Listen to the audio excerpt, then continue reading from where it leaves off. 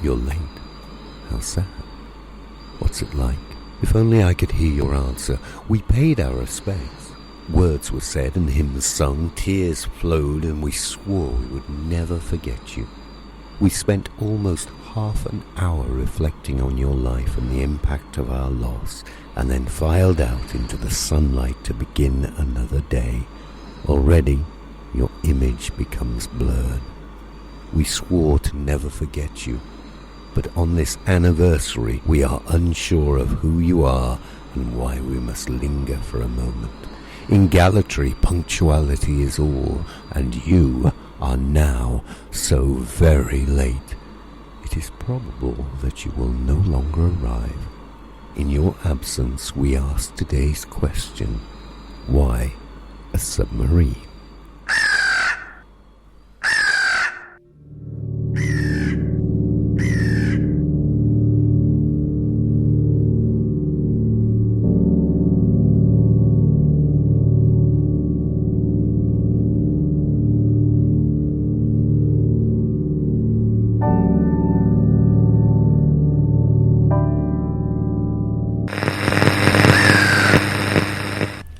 If you place a pebble on top of a boulder in the desert sun, do you know what connects the pebble to the boulder?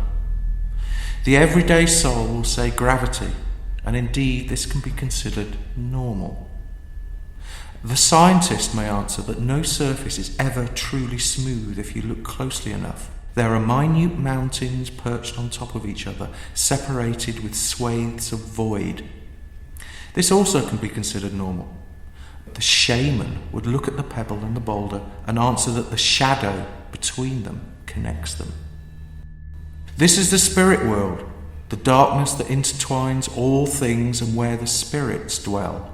The darkness is amongst us all the time, everywhere, and simply grows and shrinks depending on the diurnal passage. This is where the shaman works, crossing the bridge between reality and imagination. This is where Gallatry lies. Welcome to darkness. Welcome to Gallatry. Again. Thank you, Eustace! And now more of the giant clear-up after the great fire of Gallatry. We go over to the steps of the council chamber, where Mayor Ms. Lorna X is addressing the crowd. Good morning, dear Gallatry citizenry. I am pleased to announce that we have now lifted martial law in the town after the recent events and the number of residential fires the other night. We have the toy situation under control and the clean-up work is largely underway.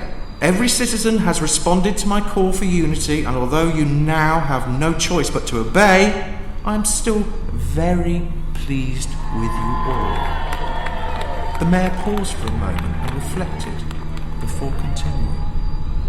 This is how I want to govern you all going forward. I call it the 4-log leadership principle. Number 1, prologue. I tell you what I want you to do. Number 2, dialogue. This is the democracy bit. I ask you whether you have understood what I want you to do, and you say yes. If you say no, please go back to 1 again. Number 3, epilogue.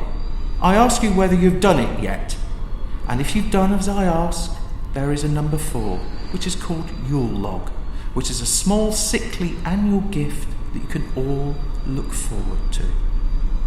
Remember, there are only 3 things that would stop us achieving our goals here in Gallatry: asking pointless questions, not following my leadership principle, and asking pointless questions. Thank you. Well, dear listeners, I'm sure that we all feel more comfortable in our beds at night, knowing that the mayor is working so tirelessly to make Gallatry a better place. And now, an important civic announcement. Remember everyone that tonight at 2 a.m, the Lecky Techie authorities will be cutting the power to the whole of the town in order to repair the essential equipment in the grid that was damaged by the fire. Please don't be alarmed, dear listeners.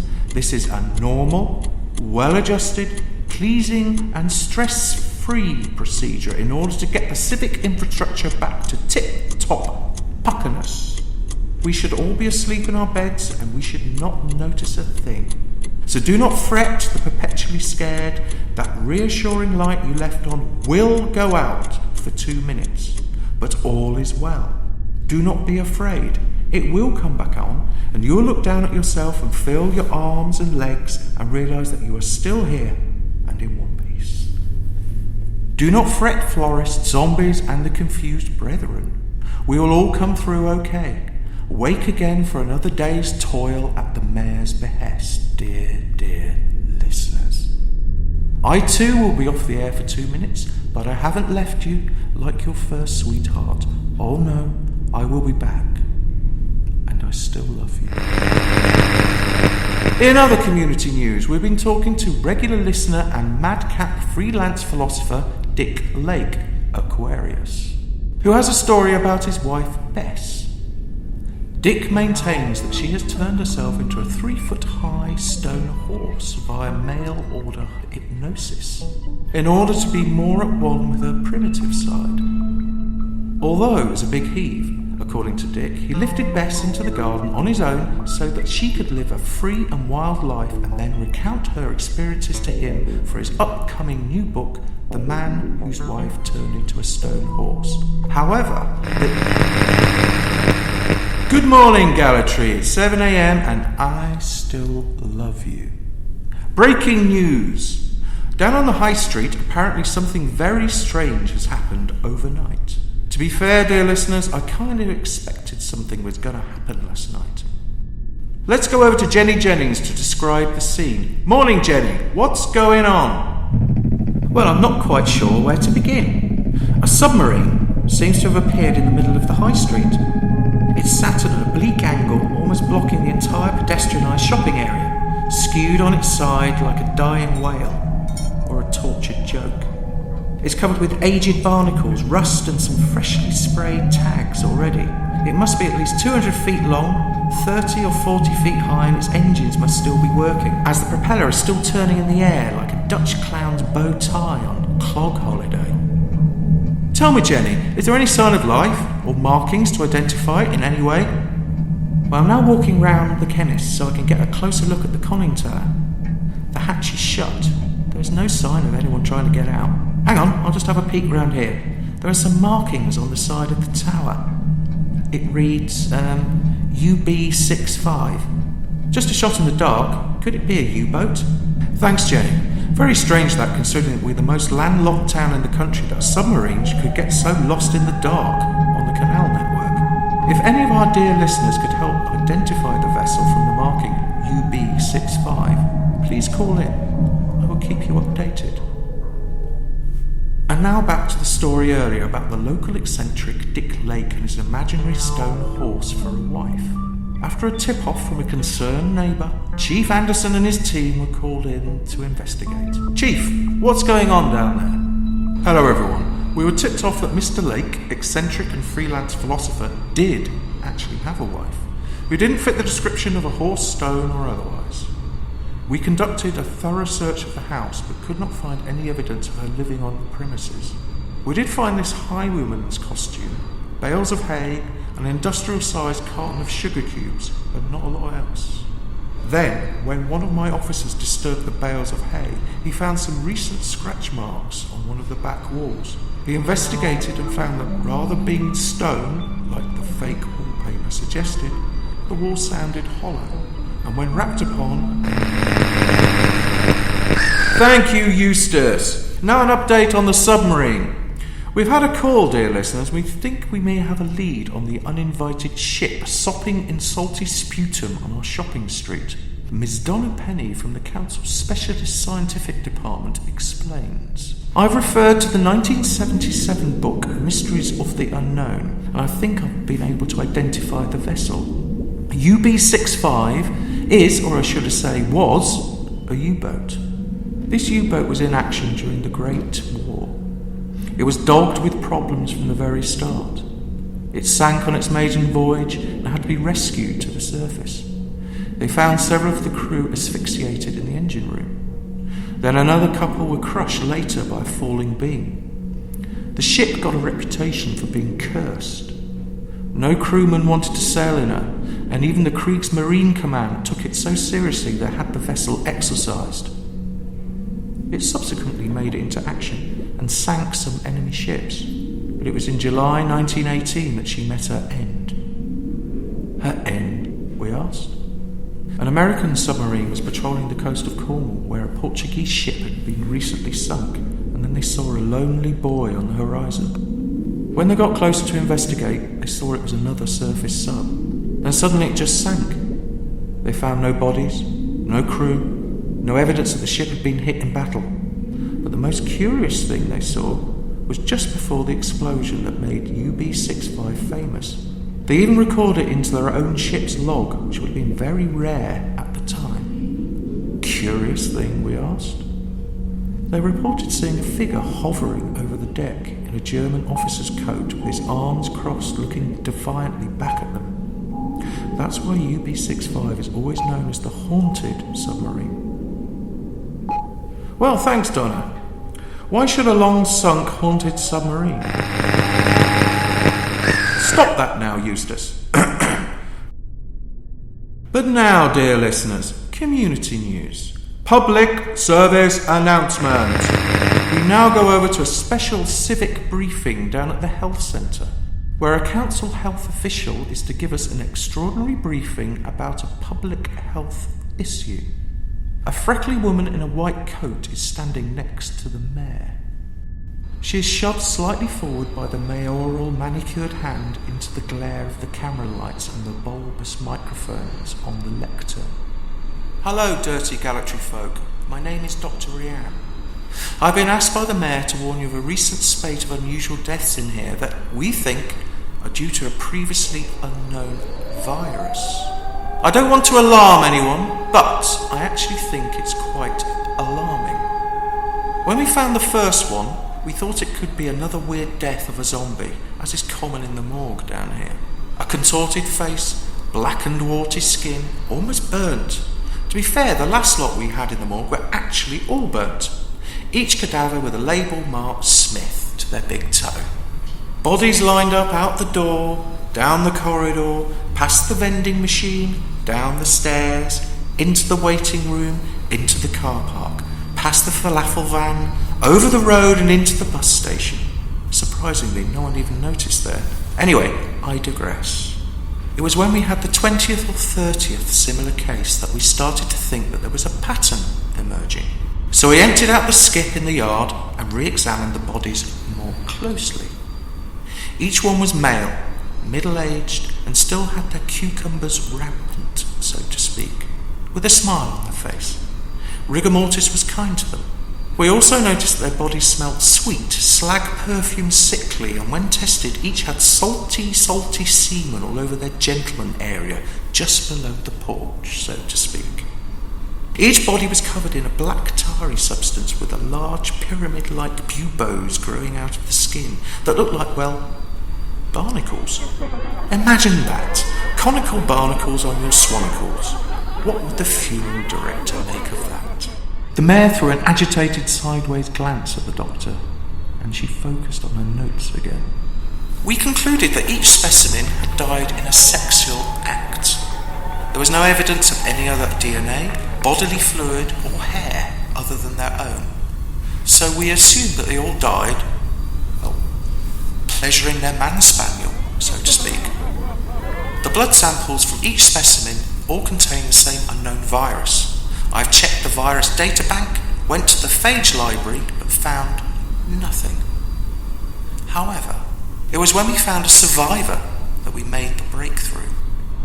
There was a hush in the room as the doctor turned, touched a button on the remote control, and the snow and hiss on a large video screen broke into the image of a man sitting up in a hospital bed. The man began to speak. I was asleep. I woke up feeling feverish and fumbled around for my glasses. I felt that something was wrong. When I sat on the bed and turned on the light, there was a girl sitting in the middle of the bedroom floor. The strange thing was, I wasn't afraid. Well, I was aroused. The girl was blonde with pigtails, blue eyes, and was dressed like a German schoolgirl. She moved towards me into the light and crouched in front of me. She stared directly into my eyes, never blinking, in a defiant, provocative manner, and began to move her hand towards her skirt hem. She lifted her skirt and her hungry Teutonic fingers began to explore her own schnitzel. I began to breathe more heavily until the room lit up with a hissing phosphorescent light. I suddenly realised that in her other hand she was holding a spherical anarchist-style bomb, and the fuse had started to burn magically, lighting itself. The bomb had the words Schlamper written on the side. I was worried that it might go off. Then the fuse went out. The girl stopped, stood up, and simply disappeared. I went back to bed and thought nothing of it until the morning, until my parole officer came round and I told her all about it. That's when the tape ended and Dr. Rianne switched off the video and turned back to the crowd. Well, the interesting thing about Mr. A is that he tested positive for the virus, but didn't die, like all the others. So we forcibly took him to the hospital for tests. We discovered that Mr. A had voluntarily been chemically castrated as part of his bail conditions after his conviction in Germany for offences of a, unpleasant nature. We theorised that Mr. A, although infected, didn't die because he couldn't unload, even if he wanted to. A bit like an Afghan lorry driver arriving at Dover. I've discovered a new disease here in Galatry. The German word Schlamper means trollop, or loosely translates to tart. So I've decided to name the disease the German schoolgirl tart bomb virus, or GSTB for a catchy headline grabber. Are there any questions? How do you contract the virus? The doctor shrugged her shoulders. What's the source of the virus? The doctor puffed her cheeks out and shook her head. Doctor, so have you found a cure? The doctor simply shook her head and said, nope. So is there any way to protect ourselves? The doctor looked down for a moment and then she spoke into the microphone once more. Let's consider what we have learned from the facts of this case so far. If you catch the GSTB virus, from where we do not know, from how we do not know, there is one thing that we must not do, and that is to get aroused by the haunting girl and, spill your man juice, or you will die. So there's only one sure way of not letting this happen. You must get castrated. That's it? What a great public health message. Down with the educated elite. Burn them all. Bloody doctors, what do you know? I went to the University of Life and I turned out all right. The mayor interjected over the microphone in a booming voice. But you got a third. Now shut up. The mayor spoke slowly and clearly. Well, you heard the doctor. If you don't want to die, all you men will have to get castrated, unless you think you can hold out from the bomb. Don't give in to it even in your own desires. Don't let it go off. Welcome back, dear listeners. What a choice the men of Galatry face. I too am scared. But we have an update. We've received an email from Dr. Rianne, who cannot be reached at the hospital, that reads... We have just found our first female victim, who has all the same symptoms as the male furnace fodder, and I've discovered another new strain of the virus. I've called it the smarmy Italian waiter peppermill syndrome, or SIW-PMS for short. So don't be getting too hot under the bra strap the next time you eat out for pizza, ladies. When the pepper flies, you too could be dead. Dear listeners, I've taken refuge in the vinyl vault for my own safety and I'm listening to cutting-edge drum and bass on some brightly coloured street headphones wearing my leather trousers. No woman will come anywhere near a middle-aged man doing that. But I've just heard of a disturbance down on the high street, so I'm going over to the unfazed Jenny Jennings, who is on the scene. What's happening, Jenny? Well, it's really kicking off down here around the Submarine, I can tell you. It started as some kind of demonstration, but now it's turning ugly. Thousands of Galatriarians are crowding round the stricken sub, kicking it and hitting it with placards. It appears that they seem to think the submarine has something to do with the virus.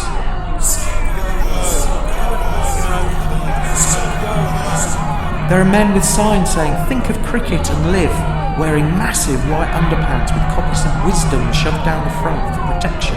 And men with signs saying, "Hear no evil, see no evil, my legs are crossed," with bandages tied round their heads, facing the wrong way, protesting outside the chemist like dervishes, and generally being trampled on by the others. There are also women with placards reading, "No pepper here, Antonio," smothered with molasses. Molasses, Jenny? Well, haven't you heard? Men seldom make passes at girls in molasses. Hang on, the sub has started to glow in a multicoloured flying pattern all over its hull. The umpire music is quite annoying, but not sexy at all. It's as if the submarine is trying to help us. The crowd turn and placards fall from their hands. Copies of wisdoms, bandages and tent-like wife-runs fall like scales from the crowd to pavement. The throng all turn to the submarine and approach it quietly, slowly, and well, everybody is going up to it and laying hands on it. The lights from the sub are rotating quickly now, but then slow down and pulse with a much more syncopated, pleasing pace. Everyone seems very sedate, at peace, tapping their foot and smiling. They look like, well, they're listening to music. I'll give it a go myself. Well, when I laid my hands on the hull, I heard my favourite track that I remember dancing to as a young reporter straight out of college. Oh, those were happy days. I've spoken to some other former demonstrators and they all listened to a pleasing tune, but all the tunes are different. Bluegrass rap, Asian drum and bass, German snuff industrial. The submarine is some kind of giant supernatural jukebox that reflects your own personal taste, and it makes you feel good, I can tell you. Thank you, Eustace. Virus update. We have a statement from the Council Health Department. It appears that the submarine is actually the vaccine for the GSTB/SIW-PMS virus. Anyone who lays hands on that submarine will pick up immunity from the virus and have a pretty cool listen to boot, from the biggest, most impractical iPod in town. The statement doesn't explain how the virus came here, mind, but I have my own theory. Musical taste, like sexual preference, is a personal affair, and we shouldn't all be dictated to by one German bad egg. It's a shame that so many people here in Gallatry have been castrated since the day they heard their first CD. Under the Centenary Bridge, the moans grow louder and louder, rising in unison. Adieu, adieu, so long, auf Wiedersehen, farewell, Adam, bliss siegen as well. Bliss siegen as well. Ein Geschenk für Sie, Svenla. Wieder und wieder in Gallatry, immer wieder. In a government building in a small town in southern Germany, a smartly dressed woman is sitting at her writing desk. The phone rings. She answers quickly as if she's been expecting the call. Ah, Prentice! Well, did the device function as expected? Excellent. And are the toys now dormant again? Excellent, excellent. And the townsfolk are all agreed? Very, very good. It seems like Project Faustus was a great success. What? What submarine? Scheisse! What the hell did you press, Prentice?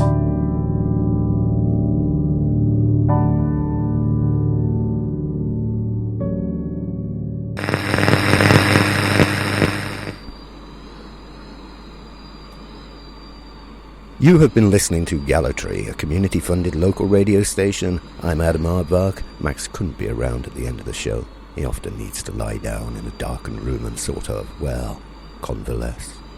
If you enjoyed today's show and want to know more or simply express a simple and not very cogent opinion, then email us at welcometogallatry@gmail.com. You can tell us what you think, although we might already know what you think.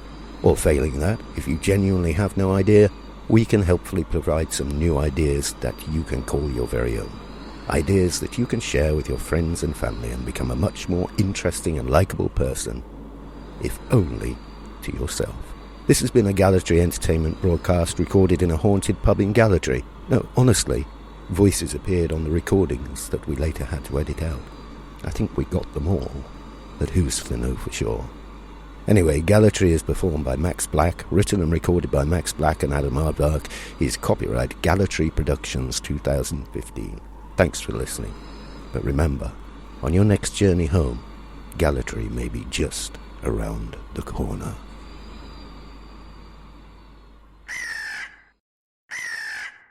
Jetzt wird Zeit, dass wir eine kleine Auszeit nehmen, damit wir auch die Chance haben, das, was wir anbieten. Vorsicht! Fragen. philo@r.de oder 0800. Terminologie, das sein Katholizismus.